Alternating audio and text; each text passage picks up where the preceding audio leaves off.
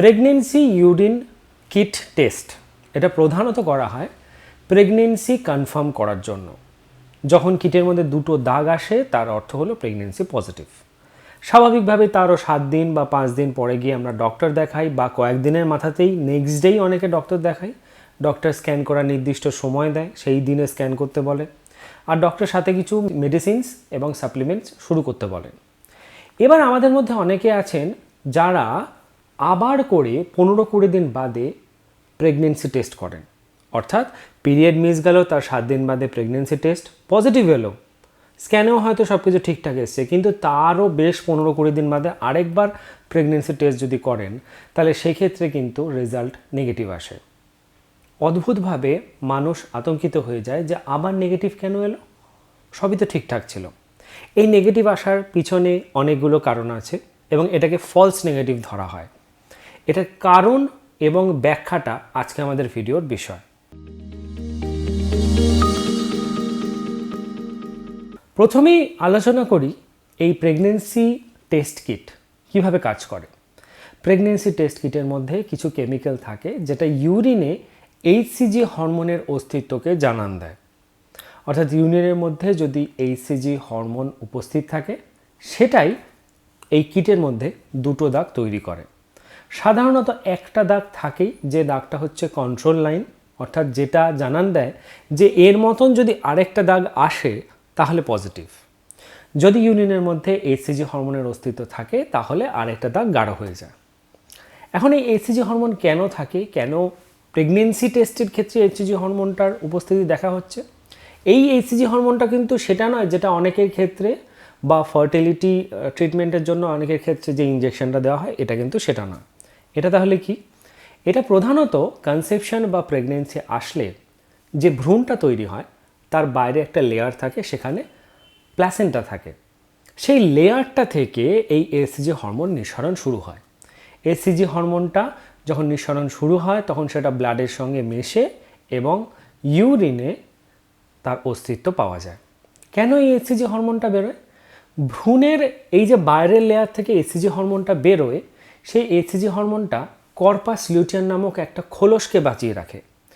যে খোলসটা ফেটে একটা ডিম বেরিয়ে এসেছিল এবং ডিমটা শুক্রাণুর সঙ্গে যুক্ত হয়েছিল, সেই খোলসটাকে বাঁচিয়ে রাখার উদ্দেশ্য হচ্ছে সেটাও এমন একটা হরমোন সাপ্লাই দেয় যেটা ওই ভ্রূণটাকে বাঁচিয়ে রাখে। তেমন একটা পুরো একটা সাইকেল।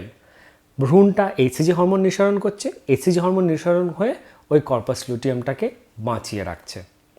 এই কর্পাস লুটিয়ামটা আবার প্রজেস্টেরন হরমোন সাপ্লাই দিচ্ছে, যেটা ভ্রূণটাকে বড় হওয়ার জন্য, ইউট্রাসের গায়ে সুস্থভাবে আটকে থাকার জন্য প্রয়োজনীয়। এখন এই এইচসিজি হরমোনের অস্তিত্ব রক্তের সঙ্গে সঙ্গে যখন ইউরিনে চলে আসছে তখন কিটে পাওয়া যাচ্ছে। দেখা গেছে ওভিউলেশনের পর যদি কনসেপশন হয়ে গিয়ে থাকে বা ওভিউলেশনের সময় যদি কনসেপশন হয়ে গিয়ে থাকে তাহলে 8 থেকে 10 দিনের মাথায় রক্তে এইচসিজি হরমোনের মাত্রা 8 থেকে 10 মিলি ইন্টারন্যাশনাল ইউনিট পার এমএল। এটাই যখন পিরিয়ড মিস যায়, অর্থাৎ ওভিউলেশনের পরে 14 দিন বা 15 দিন বা ওই সময়টাতে, এটার মাত্রা গিয়ে দাঁড়ায় 25 মিলি ইন্টারন্যাশনাল ইউনিট পার এমএল। এরপরে আস্তে আস্তে এটা দ্বিগুণ হতে থাকে এবং খুব বেশি পরিমাণে বাড়তে থাকে এবং দেখা যায় যে ফার্স্ট ট্রাইমেস্টার প্রথম দিকেই এটা প্রায় 10,000 মিলি ইন্টারন্যাশনাল ইউনিট পার এমএলে পৌঁছে যায়। এখন আমরা যে প্রেগনেন্সি কিট ব্যবহার করি সেই প্রেগনেন্সি কিটের সেন্সিটিভিটি, অর্থাৎ কতটা কাজ করতে পারছে বা কতটা মাত্রায় কাজ করতে পারছে, সেটা খুবই কম। আমরা যে প্রেগনেন্সি ইউরিন কিট ইউজ করি সেটা রক্তে সাধারণত 5 থেকে 25 মিলি ইন্টারন্যাশনাল ইউনিট পার এমএলের অস্তিত্বের জানান দিতে পারে। কিছু কিছু ইউরিন প্রেগনেন্সি কিট আছে যেগুলো 50 বা 100 মিলি ইন্টারন্যাশনাল ইউনিটেও কাজ করে। স্বাভাবিকভাবে যখন রক্তে এই এইচসিজি হরমোনের মাত্রা 100 মিলি ইন্টারন্যাশনাল ইউনিট পার এমএলের মাত্রাটাকে ছাড়িয়ে যাচ্ছে, যেরকমটা বললাম যে ফার্স্ট ট্রাইমেস্টারের প্রথম দিকে বা পিরিয়ড মিস করার বেশ 7-10 দিন বাদে এই মাত্রাটাই 500, 1000, 10,000কে ছাড়িয়ে যেতে থাকে, প্রত্যেক দিন দ্বিগুণ, 1.5 গুণ, 3 গুণ এইভাবে বাড়তে থাকে, তখন একটা সময় এমন এসে দাঁড়ায় যেটাতে বা যে ক্ষেত্রে রক্তে এইচসিজি হরমোনের মাত্রাকে এই প্রেগনেন্সি কিটটা মাপতে পারে না, বা ইউরিনে এইচসিজি হরমোনের মাত্রাটা এই কিটের মাধ্যমে প্রমাণ করা সম্ভব নয়।